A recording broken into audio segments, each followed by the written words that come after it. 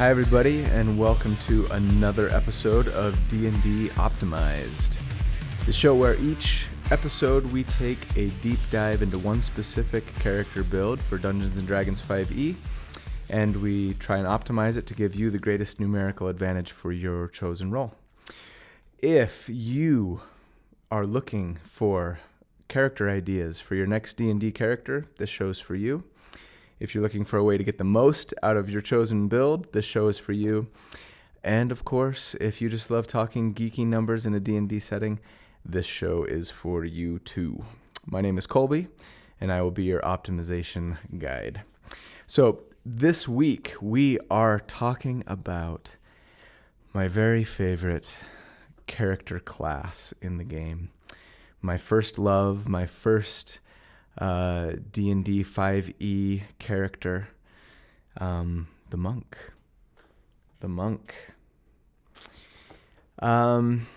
Monks are so fun to play.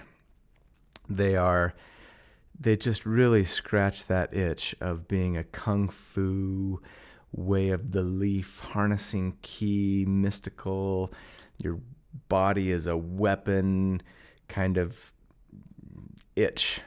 It scratches that itch that I often want scratched. They're so fun to play.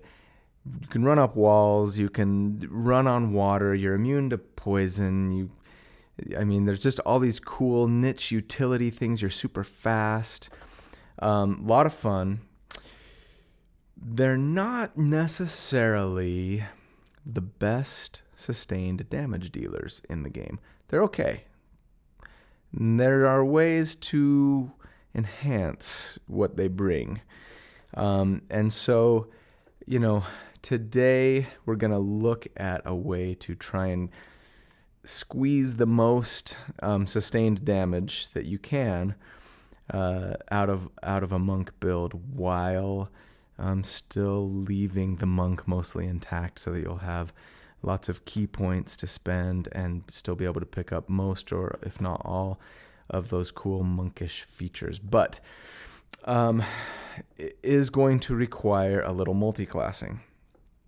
So the thing that the monk does really well, that a great strength of theirs, is from level 1, your bonus action is weaponized, right? And that's somewhat rare in D&D, and finding ways to weaponize your bonus action can really help you out.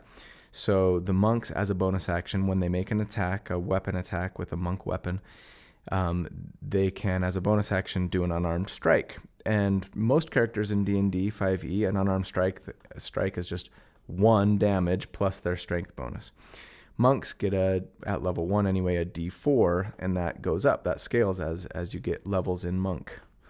And so an unarmed strike's pretty nice, and it adds your ability damage modifiers as well. Now, in the case of a monk, that's going to be dexterity. We'll get into that in a little bit.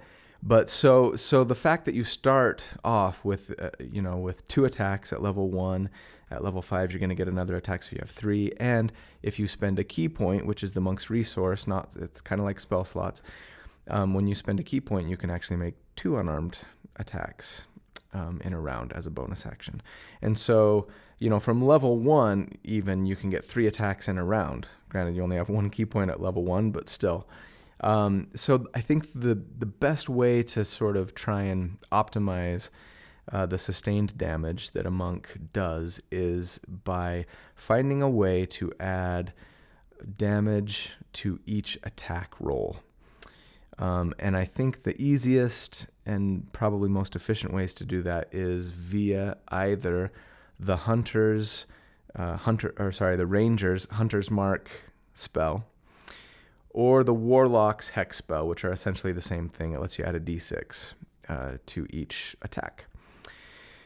Because we've already done a Warlock build, a Pamlock build in episode 1, and because I think the Ranger generally, thematically, I like the synergy that it has with Monk, kind of a nature-y, wisdom-based. That's another big thing, actually, that they're both looking for dex and wisdom. So it doesn't force you to, have to spread yourself too thin when on your ability points. Whereas a warlock is charisma focused. Therefore, you can then, have more points to put into constitution, for example. I think the ranger is the better way to go. And so that's what we're going to be talking about today. A monk ranger, or a munger, as I affectionately call it. And it's so ugly, I know, but that's what we're going with, the munger, as opposed to the munlock, which is almost as ugly, but not quite. Before we jump into the build breakdown, a word of caution. If the thing that you love most about the monk concept and the monk character is the monkishness about it and the kung fu master, mystical aspect, and crouching tiger, hidden dragon kind of thing, or you want to spend most of your key points stunning and disabling your enemies to exercise control in the battlefield, for the benefit of yourself and the rest of your party, or you're going to be playing a high-level campaign that's going to get you at least to level 17 or beyond, I would recommend just going straight monk and not worrying about the fact that your sustained damage DPR doesn't quite keep up with the big boys. It's not going to anyway, frankly, later on, even with this, optimization, multiclassing. Just go straight monk, because there's nothing sweeter than the open hand monk's quivering palm ability that they get at level 17, which is, I think, the only save or die ability that character players can potentially get. And I mean, it just fulfills all of your monkish fantasies. But yeah, multiclassing is going to delay all of the cool monk abilities that you're going to get, plus key points, et cetera, et cetera. So if your primary motivation for playing the monk is that sort of monkishness, just go for it, and just be okay with doing good damage, if not great. But if you want to eke out the most DPR that you can while still maintaining the majority of what you get from being a monk, then listen on, and we'll dive into the character build. All right, so at level 1, and again, remember, make it your own. If I don't mention a choice option, optimal option, take what you want. So at level 1, speaking of race, knock yourself out. Take what you want.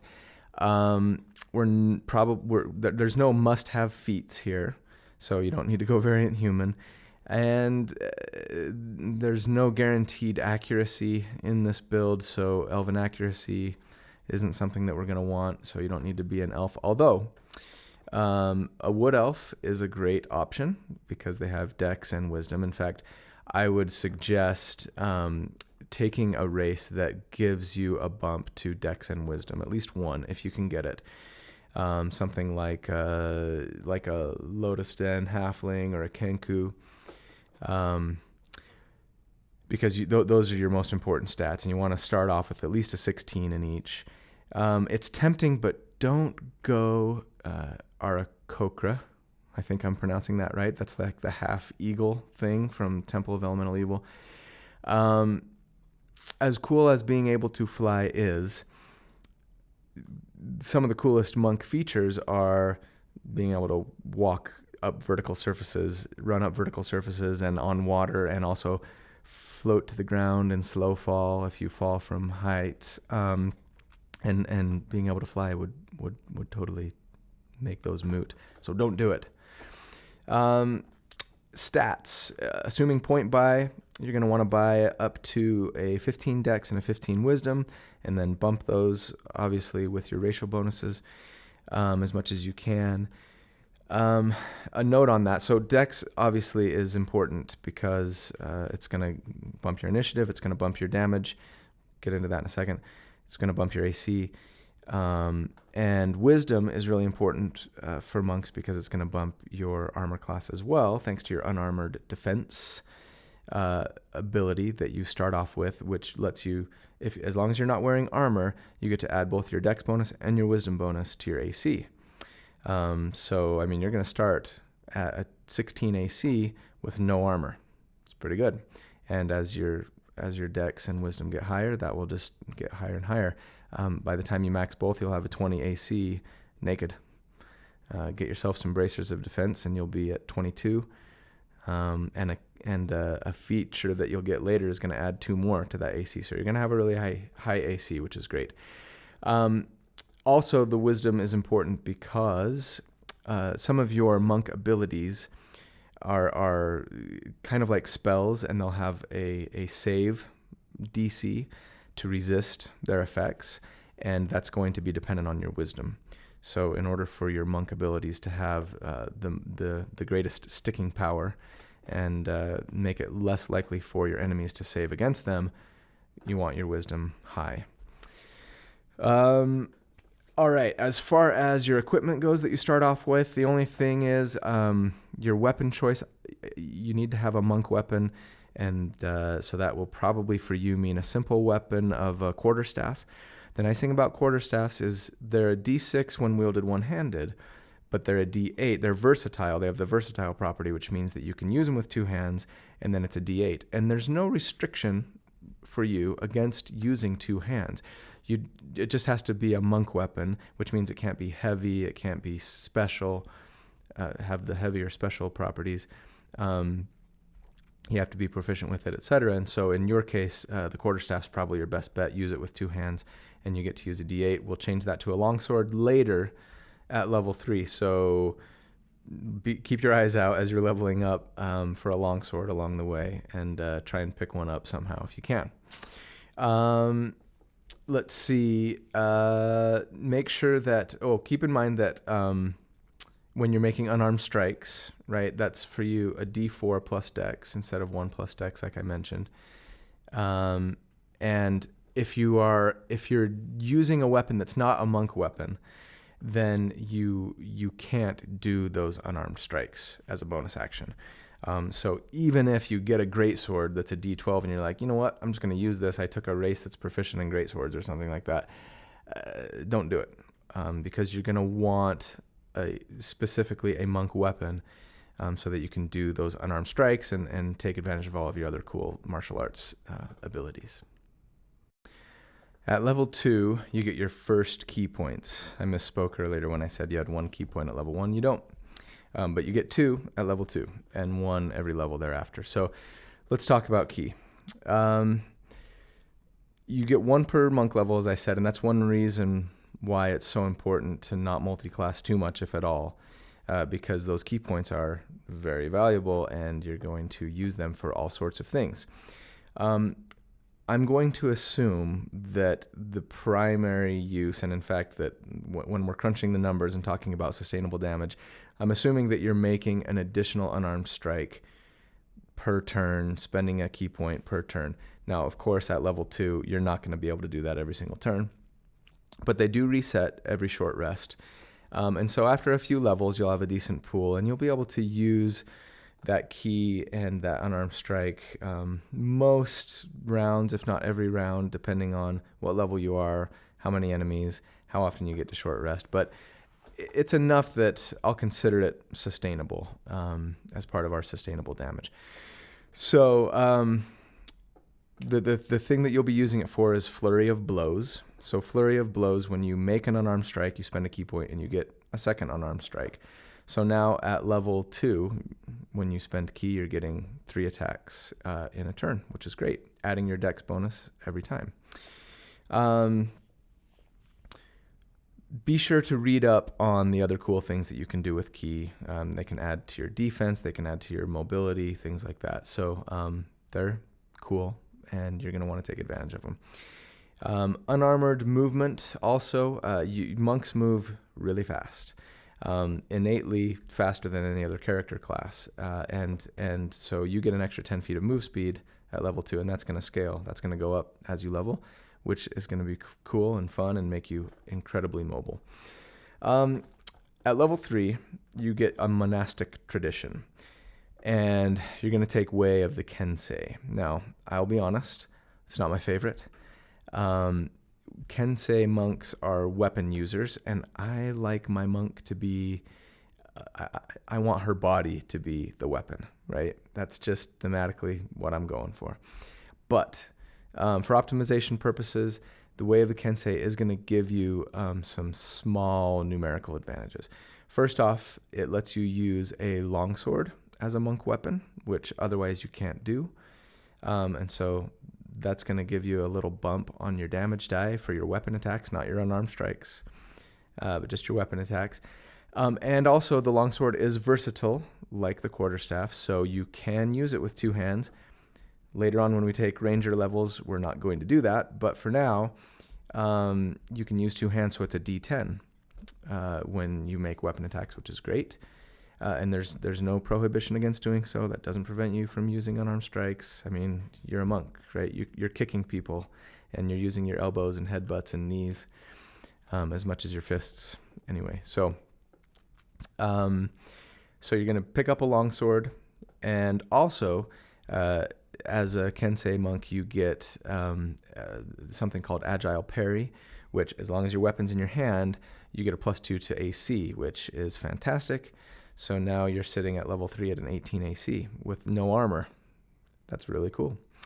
Also, at level 3, you get Deflect Missiles, which is just one of those awesome monk features. You catch an arrow or a dart or another projectile weapon out of the air. You deflect it or catch it, and you can even spend a key point to redirect it and make an attack.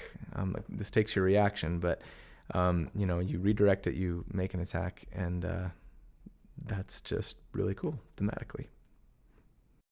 One note, probably don't want to spend the key on Deflect Missiles, as cool as it is, especially early levels, unless you're really low on health, about to die, in a dangerous position, or you just really want to look cool.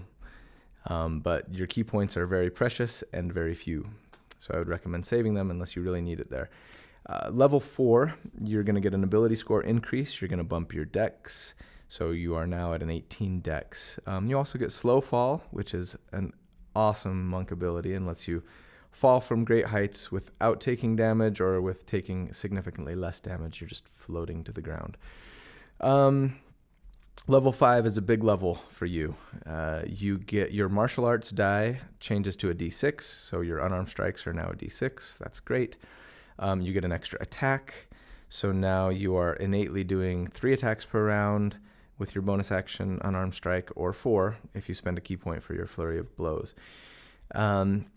And then you get Stunning Strike, and Stunning Strike is one of, if not the most powerful monk abilities. So let's talk about it for a minute. Most people would probably argue that you're better off using your key for Stunning Strike than for Flurry of Blows. And honestly, they are probably right, depending on the situation. When you hit an enemy with a weapon attack, you can spend a key point to try and stun them. If it works, they're stunned until the end of your next turn. Meaning, theoretically, you could stun lock them, just keep them locked down without taking any actions if you consecutively stun them until they're dead. And that's really powerful. Also, stunned enemies, they can't take actions, they can't take reactions, they can't move. Attacks against them have advantage. And so it's just it's an incredibly powerful form of control that lets your enemies dispatch opponents, and you dispatch opponents a lot more easily and a lot more quickly. The problem with it is your enemy gets to make a save, and the DC for it is 8 plus your proficiency plus your wisdom. So at this level, at level 5, that's a 13. Not a particularly difficult difficulty check to make. And add to that the fact that, oftentimes the most dangerous enemies have a high constitution. And so they're that much more likely to make that constitution save and not be affected. And so you've wasted your key point. It can feel at times like Tony Stark in the Hulkbuster Iron Man suit, right? Trying to knock out the Hulk, go to sleep, go to sleep, go to sleep, and it doesn't stick. And it can be frustrating. But if you have the key to burn, and or, there's a dangerous enemy and you just gotta stun them at all costs, and especially if you know that they don't have a particularly high constitution, maybe look for that enemy on the battlefield, the spellcaster in the back or whatever, that you can stun lock down and try and get rid of, especially if you can find someone that's not very likely to make that constitution save.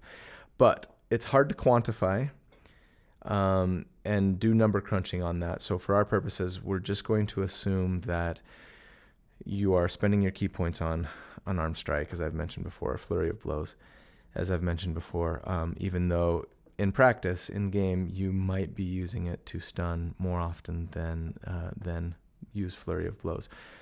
Of course, you could use both if you've got the key to spare, but something to keep in mind. At level 6, you're going to take your first ranger level. You don't get a lot from ranger level 1 outside of some utility with favorite enemy, natural explorer. If you have an open-minded DM, the Wizards of the Coast did release an Unearthed Arcana revised ranger option. It's not in D&D Beyond for some reason, but you can find it. Just do a Google search for revised ranger 5e, and you'll see it. It gives some very minor buffs to the ranger, primarily in the way of a little extra damage to your favorite enemy, which is nice. Check it out. Most people think of the ranger as the weakest, if not one of the weakest classes in 5e. Though I think they're still pretty good for a dip, like we're doing here, a multi-class dip. And so, Wizards of the Coast apparently considered revising them. They never seemed to release it, but it was official Wizards content. So check with your DM, maybe see if they'll let you do the revised ranger. But regardless,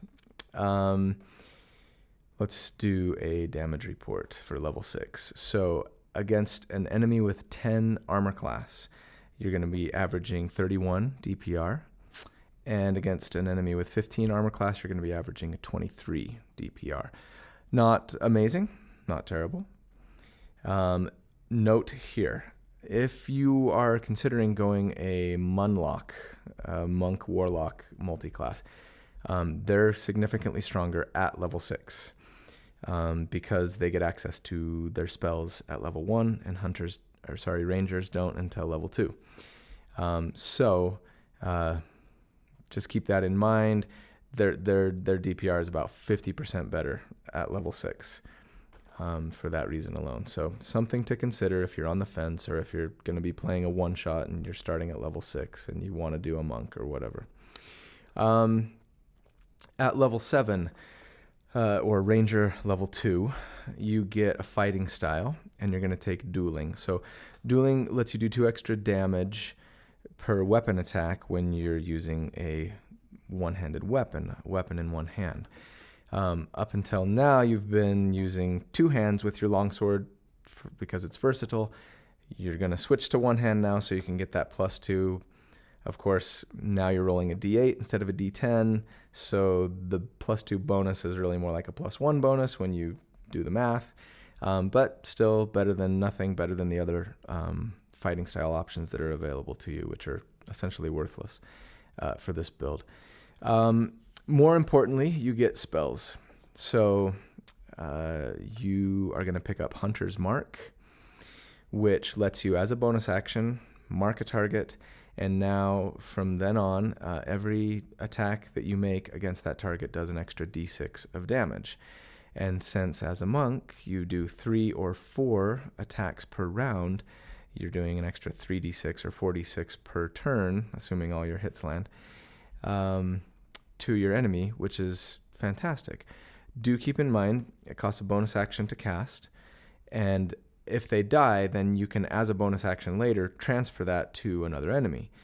But that means you're not going to be able to take your unarmed strikes, so don't do it if an enemy's about to go down. Don't use your bonus action to transfer, because it's just going to give you a couple extra d6, and you'd be better off making a couple of unarmed strikes against them if they're about to die.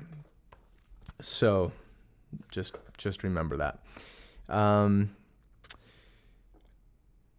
One bonus too about this particular spell is that it lasts an hour. The Hex spell from a Warlock,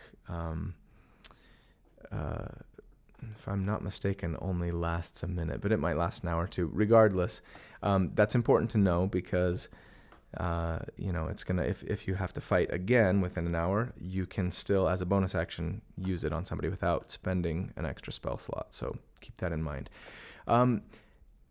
At this level, from 7 to 9 or 10, the Munger or Munlock are particularly competitive from a DPR, sustained DPR standpoint. They can hang with the biggest hitters, thanks to that Hex or Hunter's Mark spell. So that's great. Keep that in mind and make sure that you're shining and relishing how powerful you are at this level. They don't scale particularly well after the kind of the mid game, which is why they tend to fall behind. But for now, you look really, really good. So at level 8, you kind of exhaust the usefulness of Rangers here. We're still going to take one more level in Ranger, so we'll be a level 3 Ranger. Because we want to pick up an archetype. You'll take the Hunter archetype, and they get a feature. You'll take the Colossus Slayer feature, which basically lets you do an extra D8 of damage each round, once per turn, to an opponent. That's not crazy strong, but for one level, an extra D8 per turn, it's not bad. So that's what we'll do. At level 9, you could go one more level in Ranger, just to pick up that ability score increase and get your dex up that much faster.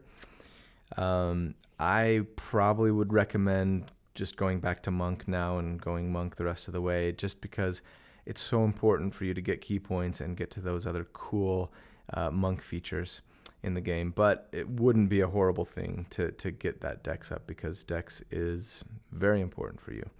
But assuming you go Monk here, so you're Monk level 6, you get all of your weapon attacks and your unarmed strikes are now considered magical for resistance purposes, which is nice, thanks to the Kensei's one with the blade and your key empowered strike features. The other Kensei feature here you get at Monk 6 is a little bit of a trap, deft strike. So when you hit an enemy with a weapon attack, you can spend a key point to get an additional extra martial arts die of damage, which is still just a d6 at this point. That's your unarmed strike. It's the same thing. You can only use it once per turn. So, if the enemy is just on the brink of death, they're just about to die, and you're pretty confident that an extra d6 would finish them off, or you've got the key to burn and you're going to be getting a short rest right after the fight's over, go for it. Otherwise, you're going to get more mileage out of Flurry of Blows, which, that extra unarmed strike will let you roll the d6, but also add your dex modifier, so you're going to get more damage out of it. Damage report at level 9. Against a enemy of 10 AC, you're doing 54 damage per round on average. And against a 16 AC, you are doing 39. That is better than the crossbow fighter that I did episode 2 on. So you're feeling really good right now. You're pumping out a lot of damage. You are at your peak, Munger. So relish relish in all of your damage. Of course, I'm assuming that you are using ki every turn, and that doesn't account for action surge that fighters get per short rest. But regardless, you're looking good. And you look way cooler while you're doing it, because you're flipping all over the place, and you're just a cool monk floating down off of walls and tall buildings. Level 10, monk level 7, you pick up evasion, which is awesome. You'll probably never take damage from a fireball or a lightning bolt again. And stillness of mind is another feature you get, which has some cool, nice niche utility. It lets you break out of charm or fear if you ever are affected by those things, so that's cool. At level 11, monk 8, you are going to get your final dex ability score increase, so now you are capped at a dex of 20, which is incredibly important for you, for your damage, for your armor class, and all the other things. At level 12, monk 9, you get to walk on water and run up vertical surfaces, which is so cool. And as you can tell, there are all these really cool utility abilities that you're picking up. It's not really adding a lot of damage, but they are awesome and fun if you get an opportunity to use them. At level 13, monk 10, you are immune to disease and poison. That's super cool. You have the purest body. So damage report, level 13. Versus a 10 AC, you are averaging 58 damage per round. And versus a 17 AC, you're averaging 44 damage per round. You've only gone up 4 or 5 points in 4 levels, which is not great. And you can see that you're sort of plateauing here on your DPR. You could always consider multiclassing again. Maybe if you wanted to, I'd probably pick up some rogue levels to get some sneak attack damage to your attack once per round, or a whisper bard would let you get psychic blade damage, which is similar once per turn. That's cool. Or maybe even a paladin to get some smites in there. But again, doing so, you're going to give up additional cool monk features and those all-important key points, as well as make it more difficult and more delayed to bump your wisdom, which is important for you, as we've already discussed. If you do multi-class somewhere else, though, I would wait till at least after this level to do it, level 14. Your unarmed strike die goes to a D8, and you get a great Kensei feature, Sharpen the Blade. So you're monk 11, right? You spend 3 key points, up to 3 key points to make your weapon up to +3 to hit and to damage. And it lasts for 1 minute. That's a pretty nice little bump to your DPR. Unless you already have a really great magic weapon, a +3 magic weapon of some other kind, or something else that's incredibly powerful that has a plus hit and plus damage to it already, I would highly recommend using that every combat. This is kind of the last increase to your sustained DPR outside of a proficiency bump at level 17 that lets you hit things slightly more often. You can walk on water. You're just not as good at killing things as some of the other builds, but you knew that going in, and you're okay with that because you are at peace with the universe because you're a monk. At level 15, monk 12, you're going to get an ability score increase. You're going to bump your wisdom. So your wisdom's 18 now, increasing your armor class as well as the difficulty check of your, stunning strike and things for enemies, making it a little bit more likely for you to stun them. At level 16, monk 13, you can basically speak and understand all languages. Super cool. At level 17, monk 14, Diamond Soul gives you proficiency in all saving throws, which is really powerful. And you can spend a key point to re-roll a failed save just once. You have to take the new roll. So with your high AC, with evasion and Diamond Soul, you are really hard to kill. You're one of the tankiest classes in the game, really. You don't have a big hit point pool, but you're hard to do damage to, which is fantastic.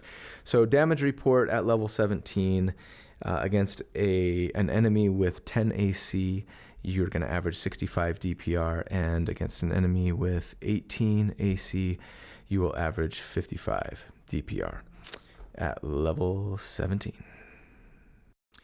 For those of you interested in the Munlock variant of this build, basically you're just going to be taking Hex. Make sure you get Hex as a spell. You are going to be doing Pact of the Blade so that you can pick up the improved Pact weapon invocation. And for your patron, I would say go Genie if you can. It's an Unearthed Arcana. Check with your DM.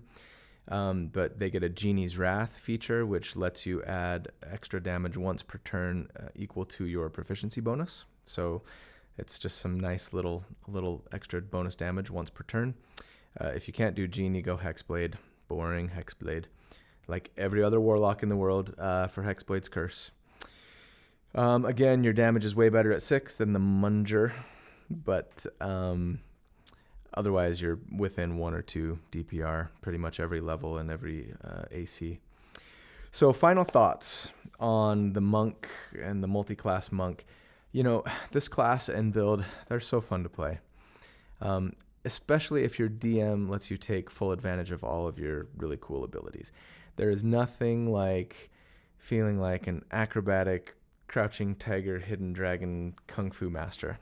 You don't often lead the DPR charts, but there is more to life than numbers, people. Have I taught you nothing? And you know what? You can, like I've said, you can hang with the All-Stars when you really peak at, 7 through 10 or so. And guess what? There are a lot of Wizards modules that end at levels 8 through 11.